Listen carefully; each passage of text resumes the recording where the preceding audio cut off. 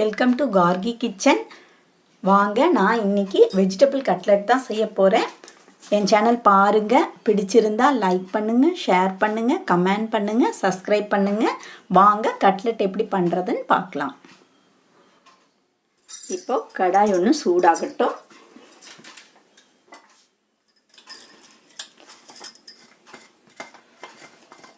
நம்ம ஆயில் விட்டுக்கலாம். உங்கள் இஷ்டம், நீங்கள் என்ன யூஸ் பண்ணுறீங்களோ அது விட்டுக்கோங்க. எண்ணெய் ஒன்று ஹீட் ஆகட்டும். இதில் நான் அரை ஸ்பூன் கிட்ட சோம்பு போட்டுக்கிறேன்.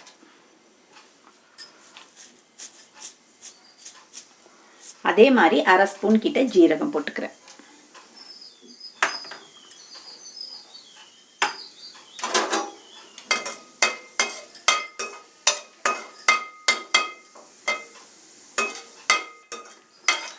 இது ரெண்டும் நல்லா பொரிஞ்சிடுச்சு. இப்போ நம்ம 2 ஸ்பூன் கிட்ட நான் இஞ்சி துருவி வச்சிருக்கேன், அதை சேர்த்துக்கலாம்.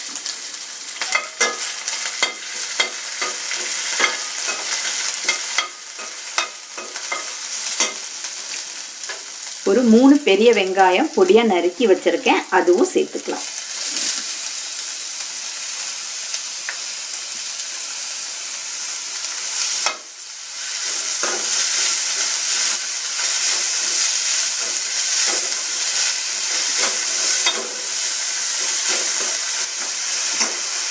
கொஞ்சமா இந்த அளவுக்கு நான் உப்பு சேர்த்துக்கிறேன்.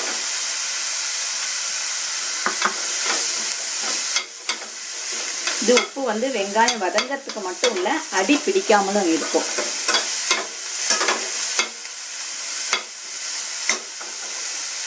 நான் 3 பொட்டேட்டோ நல்லா பாயில் பண்ணி வச்சிருக்கேன்.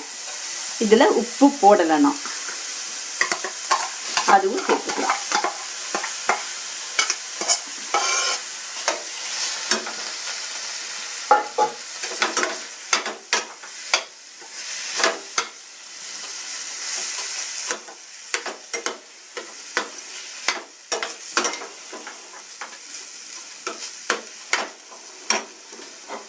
இப்போ ஒரு பச்சை மிளகாய் நான் பொடியா நறுக்கி வச்சிருக்கேன், அதுவும் சேர்த்துக்கிறேன்.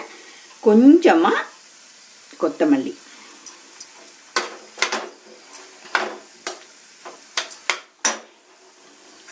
இது கேப்சிகம், ஒரு கேப்சிகம் நான் வந்து துருவி வச்சிருக்கேன், அதுவும் சேர்த்துக்கிறேன்.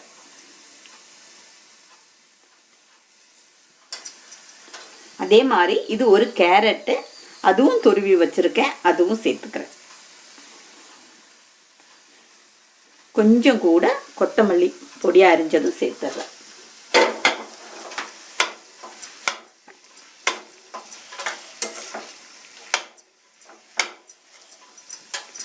இப்போ இந்த மசாலுக்கு தேவையான அளவு நம்ம உப்பு சேர்த்துக்கலாம்.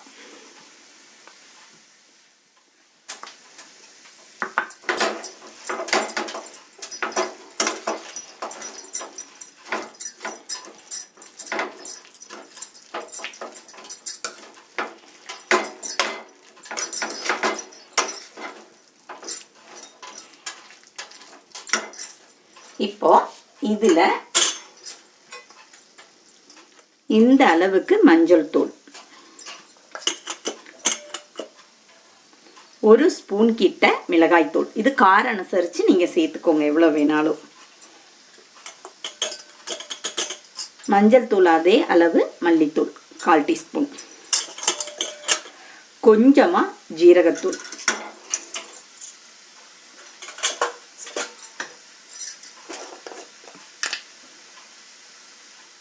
இந்த அளவு கரம் மசாலா தூள், அதுவும் சேர்த்துக்கிறேன்.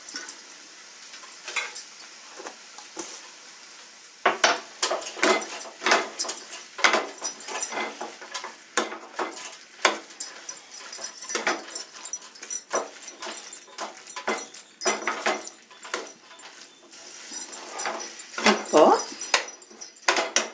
பாக்கி உள்ள கொத்தமல்லி நம்ம சேர்த்துக்கலாம்.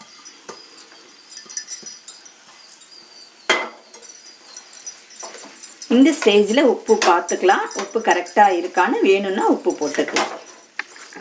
எனக்கு உப்பு கரெக்டாக இருக்குது. இது இப்போ நல்லா ஆறட்டும். இப்போ நான் ஒரு கப்பில் கொஞ்சமாக மைதா மாவு எடுத்து வச்சுருக்கேன். இதுக்கு இந்த அளவுக்கு கொஞ்சமாக உப்பு,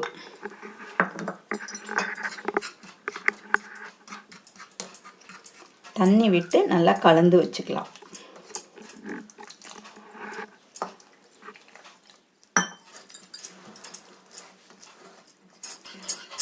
இது இப்போ நல்லா கலந்தாச்சு. இந்த அளவு லூஸாக இருக்கட்டும்.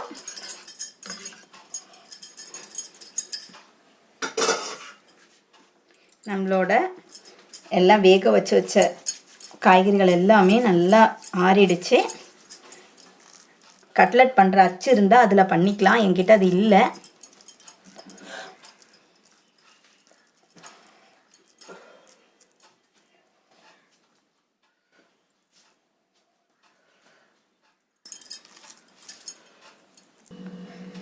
இந்த அளவு தட்டிட்டு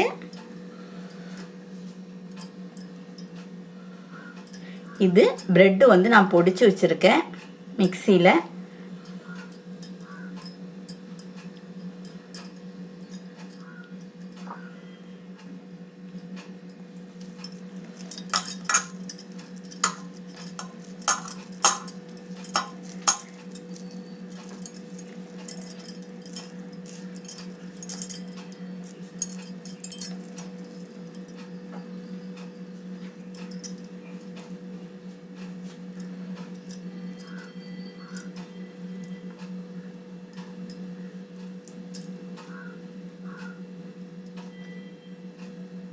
இந்த மாதிரி நம்ம எல்லாத்தையும் தட்டி வச்சுக்கலாம். இப்போ ஆயில் ஒன்று சூடாயிடுச்சு. நம்ம கட்லெட் பொரிச்சு எடுத்துக்கலாம்.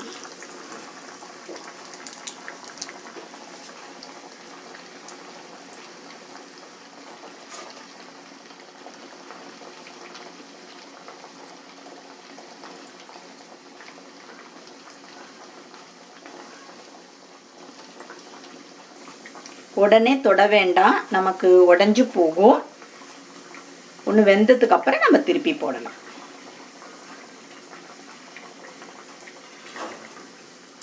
இப்போ திருப்பி போட்டுக்கலாம்.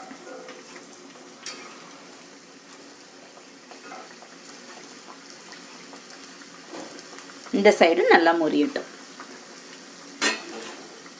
இப்போ உள்ள வெஜிடபிள்ஸ் எல்லாம் வெந்தது தான். மேலே மாவு மட்டும்தான் நமக்கு வேகணும்.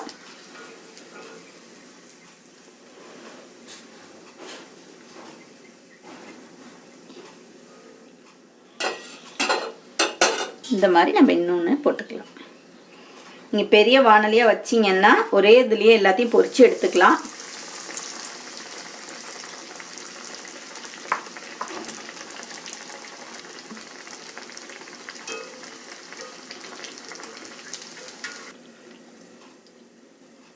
இதே மாதிரி நம்ம எல்லாத்தையும் பொரிச்சு எடுத்துக்கலாம். இப்போ நான் எல்லா கட்லெட்டும் பொரிச்சு எடுத்துட்டேன். இது டொமேட்டோ சாஸோட செம சூப்பராக இருக்கும். உங்கள் கிட்ஸுக்கு செஞ்சு பாருங்கள். அடுத்த வீடியோவில் பார்க்கலாம். பாய்.